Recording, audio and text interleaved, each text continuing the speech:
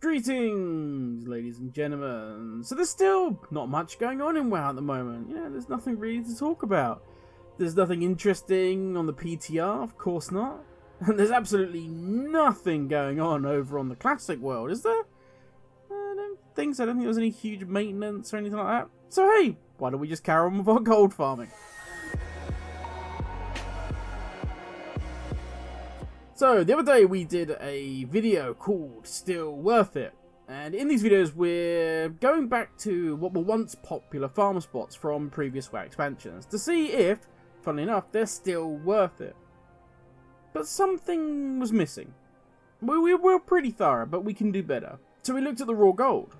We looked at how much we can sell the Grace for. We looked at the BOEs and whether we sold them on the auction house compared to selling to a vendor, things like that. And finally, we then compared it against if we just did our dailies, how much we can make. And we looked at this in terms of a per minute return on our time. But we were missing farming in Shadowlands. So what we're going to do in this video is we are going to set our benchmark for farming in Shadowlands. We'll be using herbing and we'll be using skinning. But where are we going to be farming? Care for a quick stroll? So we're going to be heading to Revendreth for this one. Yes, we're going to the Enderman. Now this is pretty much the perfect spot for this. With our skinning, there's loads of creatures around here that can be skinned. If you remember doing this while you were questing, or just the world quest that we get every now and again, to come here, kill everything in the area. There is tons of stuff to skin. There's a decent amount of flowers. What we're going to be doing is kind of following this route.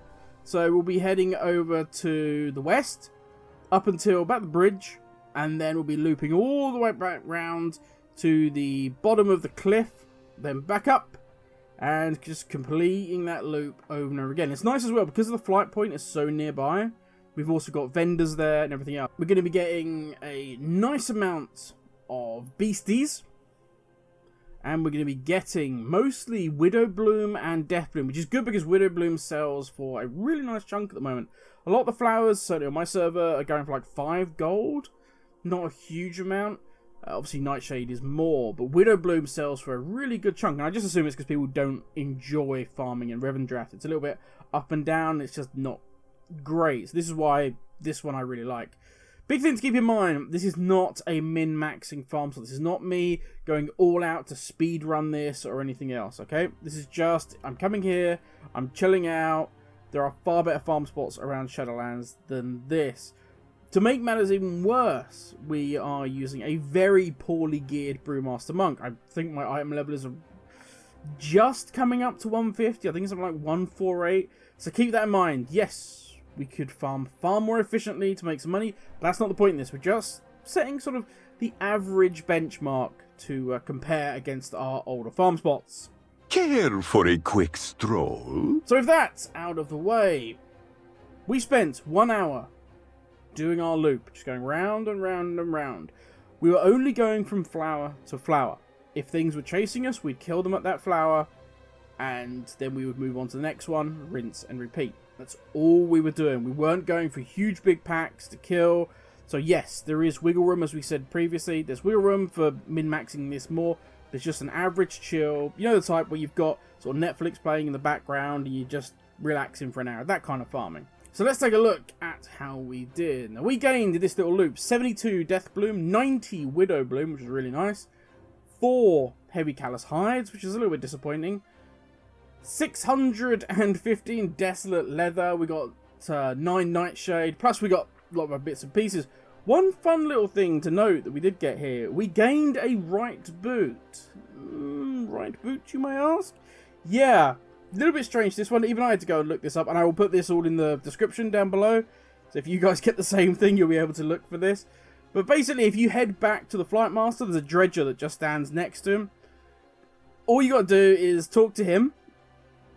And he will actually have the corresponding boot. Now I'm obviously leather, so I will go up to him and I will buy whatever boot, as you can see there's a number of them here, that matches the one that I've got in my bag.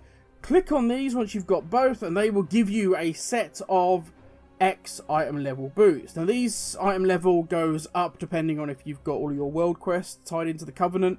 So it can go up to, I think, like 194, which is pretty nice. So if we add all of this up, and bear in mind the prices are for my server, Chamber of Aspects, they all change depending on where you are based. We're looking at 8,429 gold, 44 silver. Plus, we gained another 114 gold from grays and just stuff we've picked up along the way. That took our total to 8,543 gold and 44 silver. If we divide this over the hour it took us to farm, then we have our benchmark, and that is 142 gold, 39 silver. This is what we're going to take going forward in our future videos. There is another thing to note though. I have not sold the boots I gained with the BOE. According to TSM, the sale average for them is around 3,000 gold. Instead, I put them in the guild bank should anyone need the gear on and all. If we were to add that gold count to our total before, and we divide it by our per minute, we'd be looking at more in the line of about 192 gold, 39 silver per minute. I am going to leave it up to you, good ladies and gentlemen, whether we use the 142 gold or we go with the 192 gold.